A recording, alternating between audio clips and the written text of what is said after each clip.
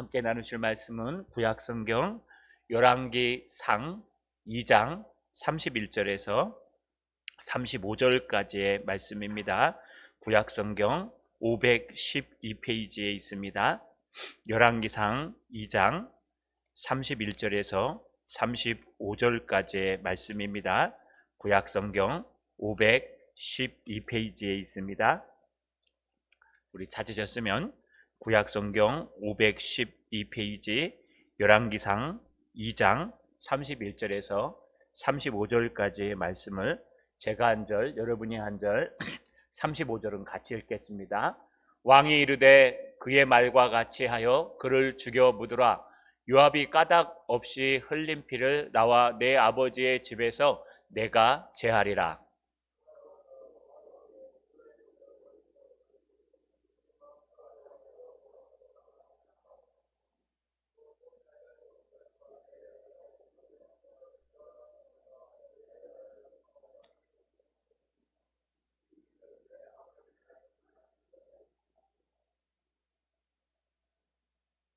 그들의 피는 영영이 요압의 머리와 그의 자손의 머리로 돌아갈지라도 다윗과 그의 자손과 그의 집과 그의 왕위에는 여호와께로 말미암아 평강이 영원히 있으리라.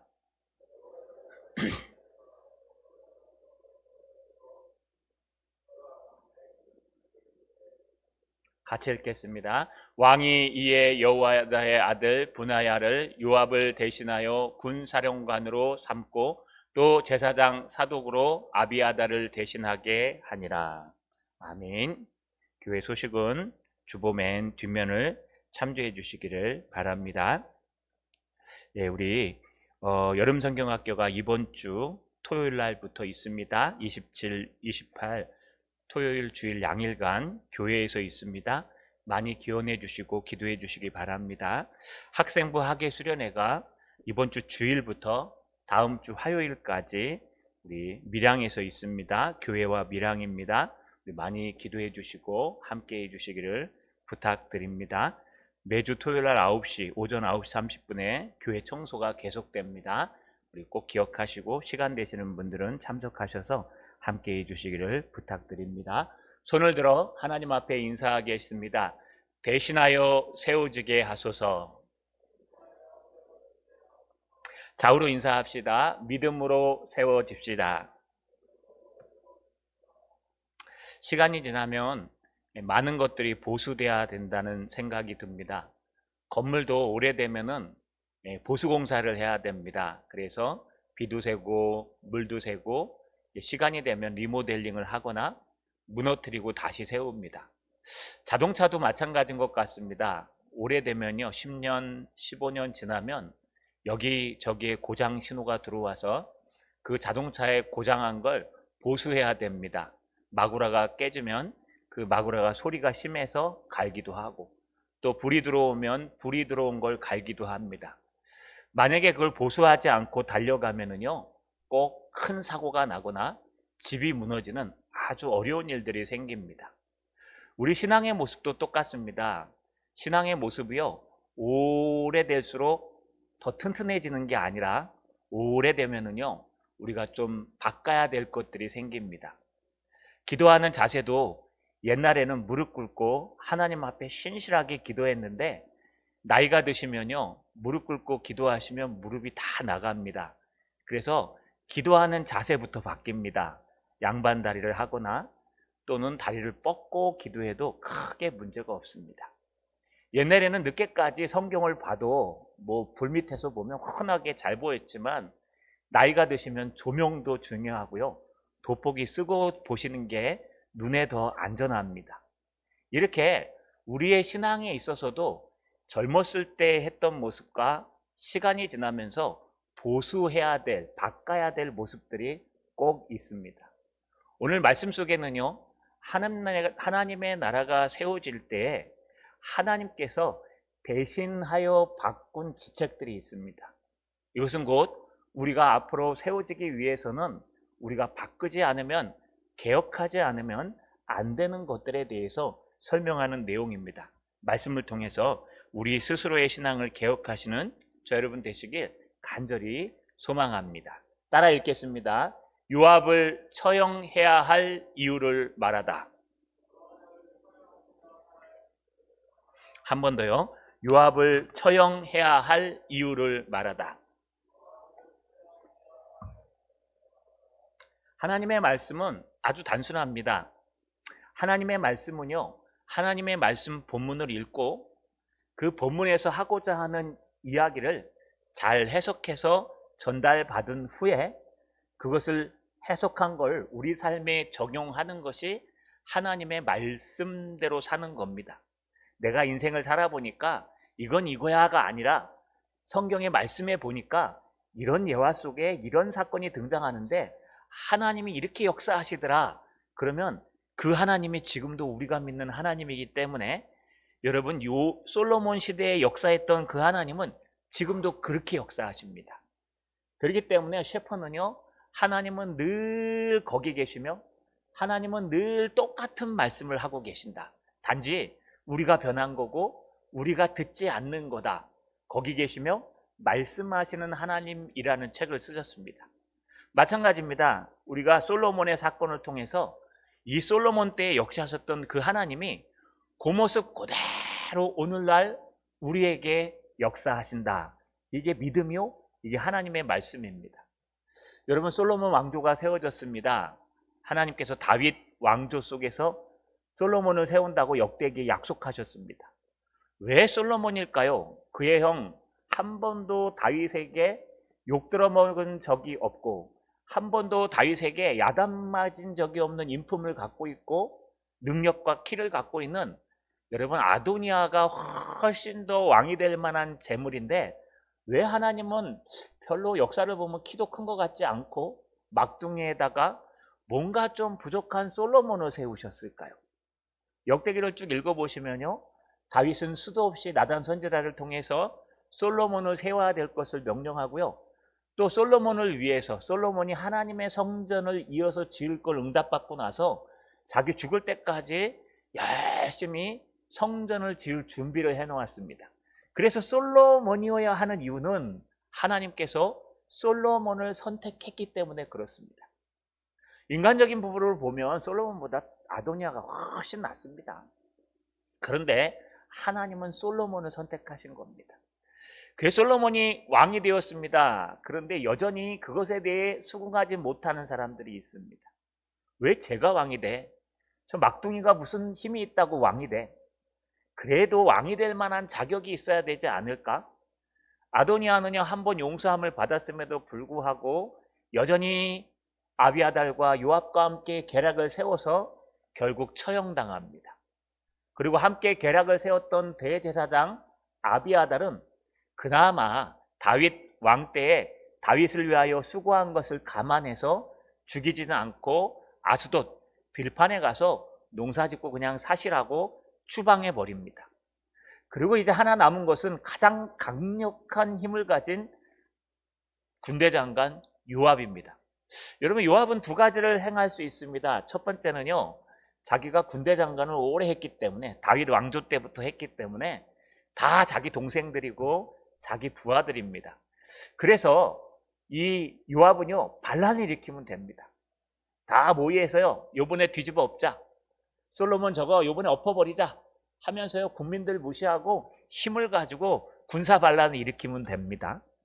만약에 그게 없다면 망명하면 됩니다. 요압 정도가요, 블레셋이나 저 이방으로 망명한다면 아마 환영할 겁니다. 왜냐하면 한 나라의 군대 장관인데요, 망명하는 게 뭐 이렇게 여러분 어렵겠습니까? 그런데 요압이 참 미련한 짓을 합니다. 도저히 이해될 수 없는 짓. 그게 뭐냐 하면은요, 바로 제단불을 잡고 기도하고 제단불을 잡고 용서해달라고 솔로몬에게 외치는 겁니다. 성막에 있는 안에 들어가서 제단불을 잡는다는 얘기는요, 성경에 있습니다. 도피성이나 제단불을 잡는 자들은 신앙적으로 하나님 앞에 용서를 구하는 거기 때문에 그 잡은 사람의 모든 죄가를 조사한 후에 죽이게 돼 있습니다. 여러분, 무조건 살려주는 거 아닙니다.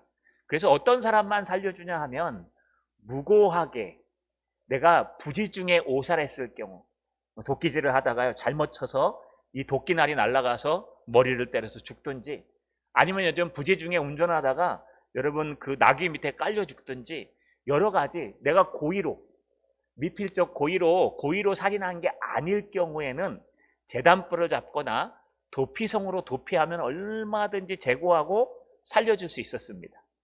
그런데 고의로 살인한 거에 대해서는 주님께서 틀림없이 재단불을 잡아도, 심지어 도피성으로 도망해도 그것은 끌어내서 죽이라고 얘기합니다.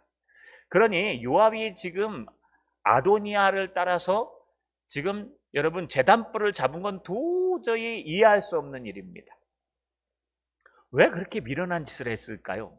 아마 추정하건대 아도니아는 이미 죽었지만 아도니아가 한번 솔로몬에게 용서받은 적이 있었습니다. 아도니아가 반란을 일으켜서 왕위에 득이 못해서 다 도망갔을 때 재단불을 붙들고 여론을 이용해서 나를 살려줘라, 나를 살려주지 않으면 절대 못 논다. 그러니까 솔로몬이 어쩔 수 없이 형이고 또 어쩔 수 없이 사람들이 보기 때문에 그를 한번 용서해 줬습니다. 조용히 사십시오. 그런데 아도니아가 다시 반란을 일으키려고 해서 결국은 그를 쳐서 죽일 수밖에 없었습니다. 그러니 요압도 아마 그런 생각을 했던 것 같습니다. 나름은 신앙이라고 그래도 무조건 재단불만 잡으면 용서해 주시겠지. 그래 무조건 재단불만 잡으면 다윗도 하나님의 사람이요 솔로몬도 하나님의 뜻대로 된 사람이니까 재단불, 성전에 들어가서 재단불만 붙들면 용서해 주셨으니까 용서해 주겠지 라고 생각한 것 같습니다. 어찌됐든 요압 같지가 않습니다. 아무리 들여봐도 요압이 이런 판단을 했을까? 왜 그랬을까? 도대체 왜 이런 미련한 신앙으로 한 걸까? 미련한 짓을 했을까? 라고 생각할 수밖에 없습니다. 그래서 보고하는 사람도요, 왕이셔 신기합니다. 보라, 그가 재단불을 잡고 있습니다. 글쎄, 반란을 일으킨 것도 아니고 망명한 것도 아니고 왜 재단불을 잡고 있을까요? 그래서 솔로몬이 분하야를 보내서요, 죽이라고 명령합니다. 가서 나오라고. 성전 안에서 죽일 수는 없지 않습니까? 성전 안에서 여러분 칼로 쳐서 죽이면 어떻게 됩니까? 하나님 앞에 제사 지내는 성전인데 거기서 죽일 수 없어서 왕명을 받으라 그러면 나와야 됩니다. 나와서 어명이요 그러면 탁 엎드려야 되는데 안 나갑니다. 여기서 죽겠으니 여기서 죽여주십시오. 난처하죠. 들어가서 죽였다가는 하나님 앞에 부정하게 되는데요. 이건 신앙의 문제입니다. 범죄의 문제가 아니라.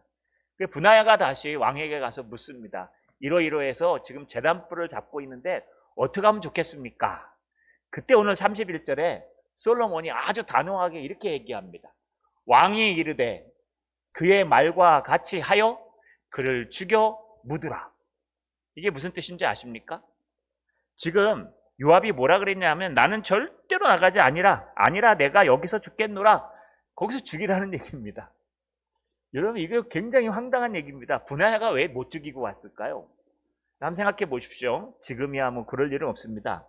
어떤 여러분 살인자가 일로 들어와 갖고 교회에서 예배 드리고 있는데 경찰들이 들이닥칠 수 있을까요? 공무집행 방해입니다. 왜냐하면 우리도 지금 행사를 하고 있는데 무조건 들어올 수가 없습니다.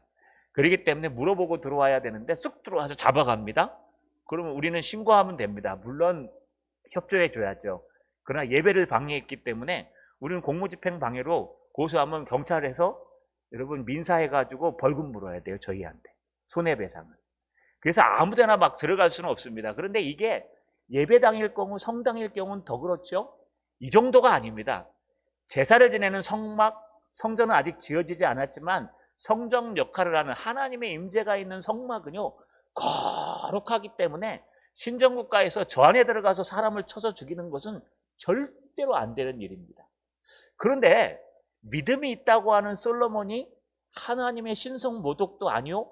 요압이 안 나오니까 뭐라 그래요? 들어가서 쳐서 죽여라. 그냥 예배드리고 있는데 와서 쳐서 죽여버려라.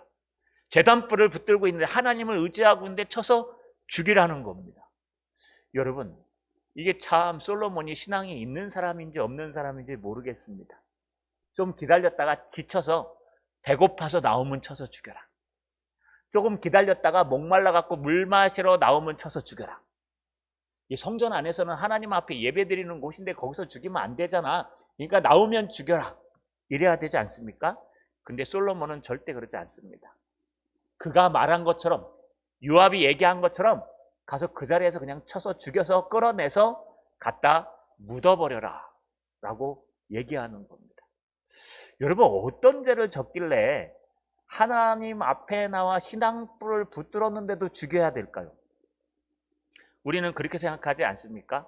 하나님을 믿는 사람들은 하나님이 사랑이시기 때문에 어떤 죄를 범해도 용서함을 다 받을 수 있다. 우리가 앞으로 이후로 지는 모든 죄를 다 용서함 받을 수 있다. 그러면 예수 믿고 구원받은 사람들은 살인해도 될까요? 예수 믿고 구원받은 사람들은 사기를 쳐도 될까요? 예수 믿고 구원받은 사람은 어떻게 살든 구원을 얻을 수 있을까요? 이 구원파입니다. 구원파들은요, 너희 노력 필요 없다. 예수 믿고 구원하는 건 하나님의 전적인 은혜이기 때문에 너는 어떤 짓을 해도 상관없다. 하나님의 구원은 취소되지 않는다. 뭐 그건 일부분 맞아요. 그러나 여러분, 우리는 성도의 견인이라 그래서 성령이 늘 함께 하시기 때문에 예수 믿는 순간 여러분이 살인하고 싶어도 못합니다. 여러분이 아무리 자살하고 싶어도 못합니다. 여러분이 악한 일을 하고 싶어도요, 잠깐은 할 수 있어요. 근데 하나님께서 죄책감을 주시고 마음 아프게 하셔서 절대로 오래가지 못하도록 만들어요. 원수 맺는 것은 인간의 육신에서 나오는 겁니다. 그러니 여러분, 그런 모든 것들, 예수 믿는 사람이라고 해서 악한 범죄를 할 수 있는 건 아닙니다. 이때도 마찬가지입니다. 제단 뿔을 잡는다, 제단 안에 나간다, 이게 오늘날 예수 믿는 것과 거의 똑같습니다. 유대인들은 예수 그리스도가 오지 않았기 때문에 유대인들이 죄를 용서받는 방법은 성전에 나가서 제사를 지내는 겁니다. 그러니 아주 급할 때, 제사 지낼 수 없을 때 성전에 나가서 제단불을 딱 잡는 순간 주님이 어떠한 죄를 지었을지라도 용서하리라 라고 하는 게 유대인들의 사고방식입니다. 여러분, 유대인들의 속죄관은 우리의 속죄관과 똑같아요. 유대인들의 속죄관 속에서 우리의 속죄관이 나온 거예요. 구약과 신약이 다른 게 아니라 구약의 연속성 상에서 신약이 있기 때문에 우리는 신약만 떨그러니 넣는 게 아니고요, 이 신약을 구약으로 갖고 가서 어떤 더 깊은 의미가 있는지 살펴보는 게 필요합니다. 속죄관이 바로 이런 겁니다. 구약 사람들은 어떤 죄를 짓지라도 양을 들고 와서 제단 앞에서 그 피가 흐르도록 제단에 바쳐지는 순간 나의 모든 죄악이 다 용서되는 겁니다. 주홍같이 붉을지라도 눈과 같이 희게 되리라. 동이 서에서 먼 것 같이 너의 죄를 묻지 아니하리라. 어떤 상황이 와도 용서함 받을 수 있는 게 제단 뿔을 붙드는 거예요. 그런데 오늘 솔로몬은 그 속죄를 무시해버립니다. 가서 그 자리에서 쳐서 죽여. 그리고 때려다가 묻어. 여러분, 왜 그럴까요? 그는요, 용서받지 못할 죄악을 저질렀기 때문에 그렇습니다. 31절 B번에 보시면 요압이 까닭 없이 흘린 피를 나와 내 아버지 집에서 내가 제하리라. 여호와께서 요압의 피를 그의 머리로 돌려보내실 것은 그가 자기보다 의롭고 선한 두 사람을 쳤음이니. 첫째는 아브넬이요, 둘째는 아마사였습니다. 여러분, 이게 뭐냐 하면은요, 요압이 까닭 없이 피를 흘렸다 이런 뜻입니다. 살인을 했는데 까닭 없이 죽였다는 겁니다. 여러분, 살인하지 말라고는 되어 있지만 사형제도를 없애라고 되어 있지는 않습니다. 사형제도는 하나님이 만드신 겁니다. 그래서 우리는 사형을 찬성합니다. 그러나 반대하는 이유는 사형할 때 그 죄를 신앙으로, 말씀으로 물어봐야 되는데 헌법으로 물어보기 때문에 헌법과 말씀이 일치하면 상관없는데 헌법과 말씀이 일치하지 않을 수 있기 때문에 우리는 반대하는 겁니다. 우리는 사형제도를 사람이 먼저고 인간이 먼저고 인간이 중요하기 때문에 인권 차원에서 반대하는 거 아닙니다, 여러분. 그거는 인본주의입니다.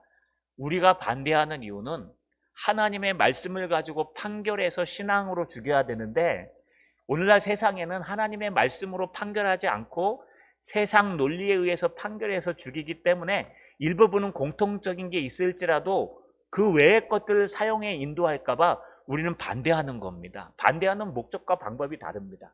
근데 엄하게 따지면 사형제도는 있는 겁니다. 하나님이 죽이라고 말씀하셨어요. 심지어는요, 꼭 죽여라.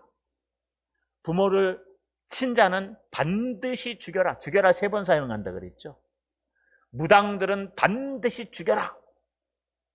요즘요, TV 프로그램에 뭐 신들의 연애가 아닌가 해서 무당들끼리 나와갖고 데이트하는 게 나와요.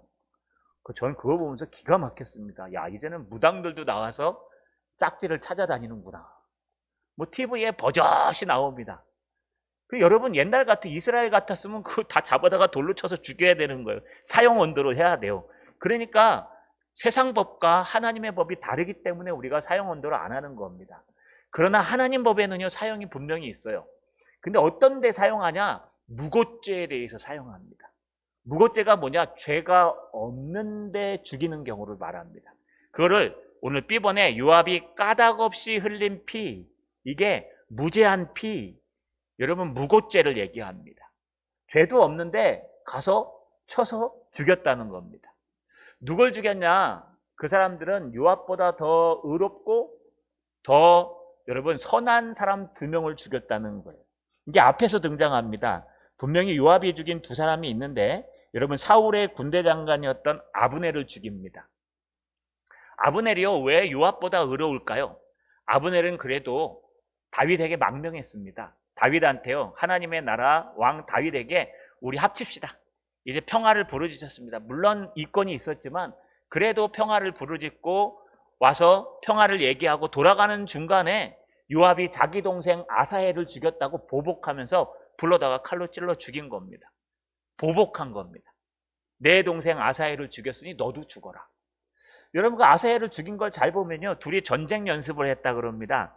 그런데 전쟁 연습을 하다가 아사헬이 노루발처럼 잘 뛰어서 달리기를 너무 잘하니까 여러분 아브넬이 열심히 도망가는데 끝까지 쫓아가다 달리긴 잘하는데 싸움은 못해요. 결국은 찔려 죽은 겁니다. 안 쫓아갔으면 되는데. 바로 이것 때문에 어쩔 수 없이 여러분 그걸 정당방인데, 그런데 바로 그걸 가지고 감히 내 동생을 죽여? 너 이제 죽어봐라. 너도 한번 당해봐라. 나도 힘드니까 너도 한번 힘들어봐라. 어디 한번 해볼래? 하면서 때를 기다렸다 푹 찔러서 죽인 거예요. 또 2번째는요, 여러분 다윗의 군대 장관이었던 아마사를 죽인 겁니다. 물론 아마사가 실수했습니다. 아마사가 압살롬의 여러분 반란에 거기에 잠깐 들어갔었습니다. 하지만 돌아와서 세바의 반란 때는 다윗이 그를 군대 장관으로 세웠습니다. 근데 요압이 죽인 거예요. 왜 죽이냐? 내가 군대 장관 해야 되는데 네가 뭔데 군대 장관을 하는데.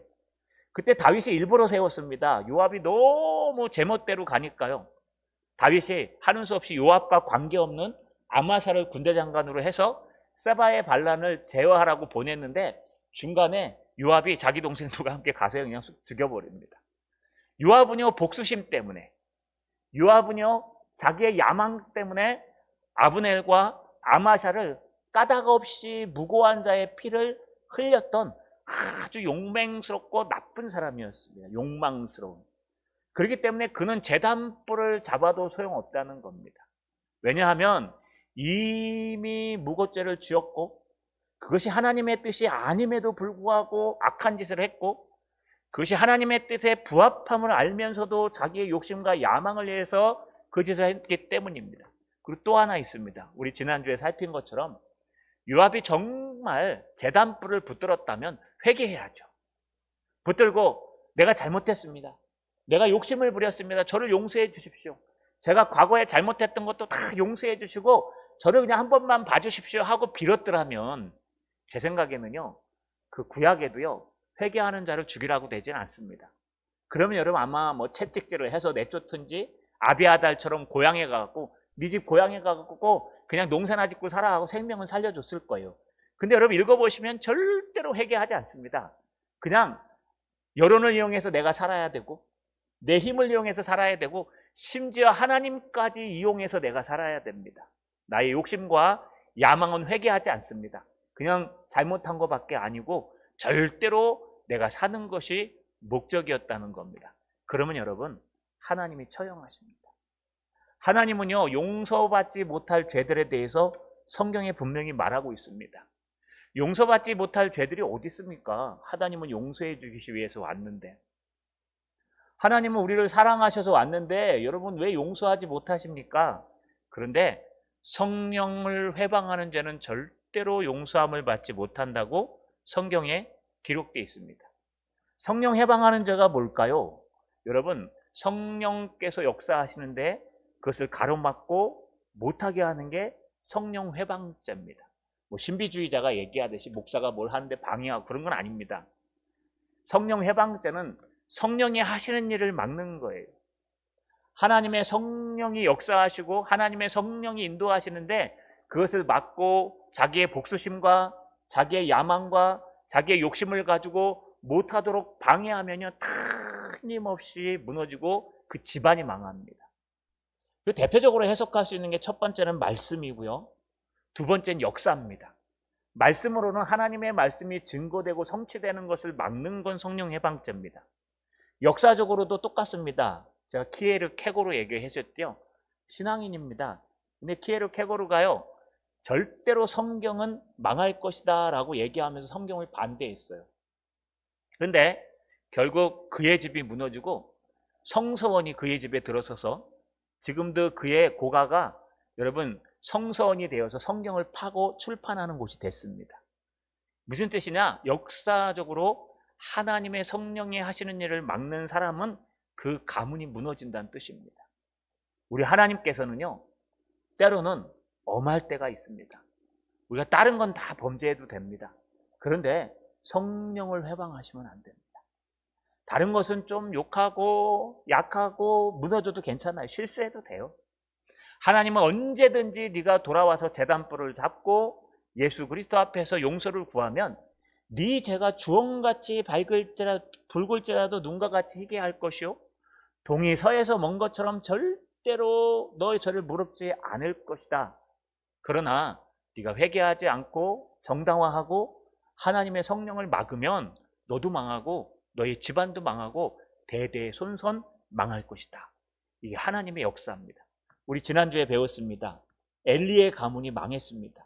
아비아달 이후로 대제사장은 엘리에서 끊어졌습니다. 그게 언제 그랬다고요?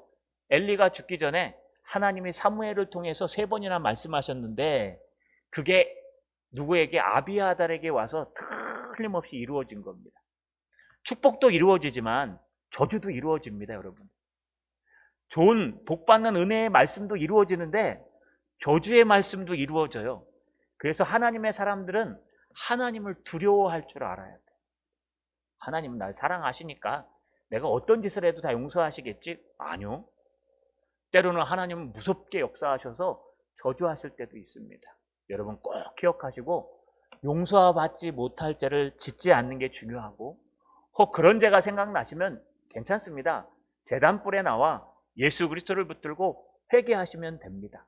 요압처럼 내가 살기 위해서 내가 복받기 위해서가 아니라 나의 죄를 용서해 달라고 회개하시는 저 여러분 되시길 주님의 이름으로 간절히 소망합니다. 따라 읽겠습니다. 요압이 숙청되어야 공동체가 산다. 한 번 더. 요압이 숙청되어야 공동체가 산다. 근데 여러분 이제 잘 보십시오. 32절 끝에 보시면요. 32절 끝에 이 일을 내 아버지 다윗은 알지 못하였나니 이게 무슨 뜻이냐 하면요. 요압이 아브넬을 죽이고 아마샤를 죽일 때 다윗은 몰랐다는 겁니다. 다윗이 알면서도 눈 감아준 적이 아니라 다윗은 정말 몰랐다. 그러니 다윗과 다윗의 가문에는 이 해가 미치지 아니하리라. 그걸 이렇게 표현합니다. 33절에 그들의 피는 아브넬의 피와 여러분 아마샤의 피입니다. 피는 영영이 요압의 머리와 그의 자손의 머리로 돌아갈지라도 다윗과 그의 자손과 그의 집과 그의 왕위에는 여호와께로 말미암아 평강이 영원히 있으리라. 이게 무슨 뜻일까요? 율법에는요 무고한 자의 피가 공간을 돌아다닌다고 생각합니다. 그래서 무고한 자의 피가 우리 말하면 말이 이루어진다고 하지 않습니까? 메아리를 타고 똑같이 무고한 자의 피는 분명히 돌아다니다가 누구에게가 갖다 씌워진다. 이런 사상을 갖고 있습니다. 그래서 한 촌락이 있으면요 이 무고한 자의 피가 생겼는데 누가 죽였는지 모른다. 그럼 이걸 누가 감당하냐 하면 촌장이 감당하는 거예요. 대표로. 촌장이 대신 이 벌에 대해서 책임을 집니다. 이게 공동 책임제입니다. 이런 모습이 있어요. 그러니 요압이 잘못했으니까 이 무고한 자의 피는 누구에게 가야 돼요? 다윗 왕에게 갔어야 돼요. 솔로몬이나. 그런데 이게 무고한 자의 피를 누가 범죄했는지 알 경우에는 분명히 그 사람을 죽이면 됩니다. 우리가 요압이 죽였다는 거 알고 있죠? 다윗은 몰랐다는 겁니다. 그러니 이 피는 당연히 요압에게 돌아가야 되고 요압이 감당하지 않으면 요압의 자손에게 돌아가야 됩니다. 여러분, 우리가 예전에 그거 우리가 살펴보았죠? 누가 죽였습니까? 핏소리가 땅에서부터 올려서 사울에 대해서 사울 왕이 있을 때 기브온 사람들을 죽였습니다. 무고하게 많이. 그래서 나중에 뒤에 가시면요, 이 사울이 죽고 나서 기브온 사람들이 다윗에게 찾아와 가지고요, 우리 억울합니다. 우리 온 식구들을 저 사울 왕이 다 죽였습니다. 사울 왕은 죽었잖아요. 그러니까 이 기브온 사람들이 그럼 어떡할까? 그랬더니 사울의 자손 중에 그 아들과 그 손자들을 나에게 주십시오. 여러분, 몇 명 줘서 그 사람을 공개적으로 목매달아 죽였어요. 그러고 나서 핏값이 사라졌다고 얘기합니다. 이게 유대 땅 사람들의 보복인 거예요. 아버지가 범죄했는데 왜 아들이 죽여야 됩니까? 뭐 죄에 대해서는 그럴 수 있습니다. 그러나 이때까지 연좌제가 있기 때문에 여러분, 부모가 잘못해서 그냥 부모가 해결하지 않고 죽으면 아들이 죽어야 되는 거예요. 그 얘기를 하는 겁니다. 지금 이 피는 요압이 없으면 요압의 자손이라도 틀림없이 지어야 합니다. 요압이 살아있으니까 요압을 죽이면 되는 겁니다. 그러니 요압은 틀림없이 죽어야 됩니다. 제단불을 잡아도 소용없습니다. 그냥 거기서 쳐 죽이면 됩니다. 왜요? 요압은 무고한 자의 피를 흘렸기 때문에 당연히 그래야 됩니다. 그런데 문제는 이거는 무고죄가 성립되기 때문에 살인자가 없을 경우에는 촌장이 대표고 왕이 대표지만 살인자가 분명히 있기 때문에 B에 다윗과 그의 자손과 그의 집과 그의 왕위에는 여호와께로 말미암아 평강이 영원히 있으리라. 예, 해가 없다는 겁니다. 우리는 아무 죄가 없어요. 분명히 요압이 독단적으로 한 결과예요. 그리고 요압이 책임져야 됩니다. 군대 장관 요압이 죽으라는 거예요. 34절에 보니까 여호야다의 아들 분하야가 곧 올라가서 그를 쳐서 죽임에 똑같습니다. 그가 광야에 있는 자의 자기 집에 매장되니라. 여러분, 어디서 죽였을까요? 제단불에서 죽였어요. 그냥 성전 안에 들어가서요. 성막 안에 들어가서 제단불을 잡고 있는 요압을 쳐서 죽였어요. 어떻게 감히 하나님 앞에 제사 지내는 성전 안에서 죽일 수가 있습니까? 그런데 여러분, 충분히 범죄했기 때문에 죽여도 하나님의 저주가 임하지 않는다는 거예요. 그래서 죽이고 나서요, 여기 기가 막힌 게 하나 등장합니다. 그가 광야에 있는 자기 집에 매장되니라. 요압의 집이 광야에 있었을까요? 그렇진 않습니다. 이걸 원문대로 번역하면요, 이 미드바르, 광야란 뜻이요, 실제 광야가 아니라 뜰이란 뜻이에요. 그래서 이건 무슨 뜻이냐? 요압이 집이 있는데 요압의 집의 뜰에다가 자기 시체를 묻었다는 겁니다. 근데 여러분, 요압의 집에 뜰이 있는데 얼마나 크냐? 그의 시체를 묻고 매장지를 만들 정도로 컸다는 거예요. 그러니 요압이 얼마나 큰 집에 살았는지, 요압이 얼마나 큰 집에서 호의호식하고 먹고 살았는지 요 한 문장만 가고 볼 줄을 알 수 있습니다. 여러분, 이게 뭘까요? 지금 솔로몬이 하나님이 주신 공동체를 튼튼하게 하기 위해서 다윗이 유언한 대로 요압을 숙청하는 과정입니다. 그러나 막 마음대로 숙청한 것이 아니고요, 요압이 범죄한 것을 가지고, 원래는 반역죄입니다. 요압이 죽어야 될 죄는 원래는 반역죄예요. 아도니아가 2번이나 반역할 때 거기 다 동조했기 때문에 반역죄로 죽는 건데, 그럼에도 불구하고 또 하나 죽어야 될 이유는 그가 무고한 사람들의 피를 자기의 욕심 때문에, 자기의 보복 때문에 열심히 흘리게 했다는 거예요. 그러고 나서도 회개하지 않았기 때문에 결국 그는 숙청돼야 됐고, 숙청됨으로 말미암아 하나님이 세워주신 솔로몬 나라의 공동체가 더 든든히 세워지는 것을 우리가 볼 수 있습니다. 여러분, 공동체도 그렇고 우리 개인도 그렇습니다. 아까 말씀드린 대로 오래된 것들은 잘라내야 됩니다. 오래되고 안 쓰는 것들은 여러분 뽑아버려야 됩니다. 사랑니, 의학적으로는 뽑으면 안 좋다고 하는 얘기도 있습니다. 저는 다 뽑았습니다. 4개를. 그래서 뽑은 이유는요, 다 썩어서 뽑았습니다. 사랑니가 없으니까 양치질이 너무 잘 되는 거예요. 사랑니가 있으니까 양치질 끝에까지 안 되니까 결국은 뽑게 되더라고요. 그런데 4개 다 뽑고 나니까요, 양치질이 얼마나 잘 되는지 막 치실까지 넣어갖고 이 안에까지 다 닦여지고 막 제가 속이 후련해요. 근데 안 좋은 건 발음이 좀 셉니다. 사랑니 뽑고 나니까. 이렇게 안 좋은 것들은 뭐 좋든 안 좋든 저는 의학 용어는 모르지만 이 뽑아야 될 건 뽑아야 되는 겁니다. 여러분 우리 뭐 각막 수술도 하지 않습니까?